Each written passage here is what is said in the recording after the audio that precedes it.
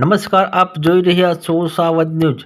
Jetpur bus stand ખાતે પ્રજાપિતા બ્રહ્મકુમારીના પ્રતિનિધિઓ દ્વારા સ્વસ્થ એ સંસ્કારનું માર્ગદર્શનનો કાર્યક્રમનું આયોજન કરવામાં આવ્યું. આ કાર્યક્રમમાં ડેપો મેનેજર આર.બી. ગિંડા, ઈ.ટી.આઈ. દિલીપભાઈ, વિદ્યાર્થીઓ, મુસાફરો તેમજ એસ.ટી સ્ટાફ કાર્યક્રમમાં ઉપસ્થિત રહ્યા.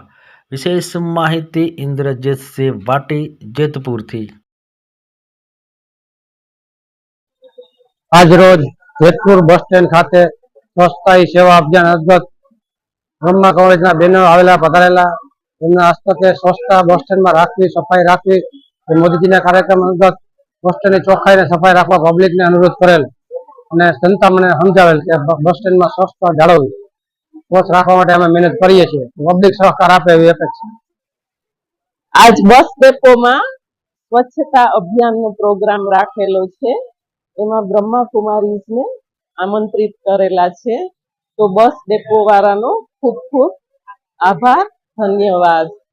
અને આ જે સ્વચ્છતાનું અભિયાન ચાલુ કર્યું છે એ ખૂબ જ સારું અભિયાન કહેવાય છે, કારણ કે સ્વચ્છતાની ભારતમાં બહુ જ જરૂરત છે.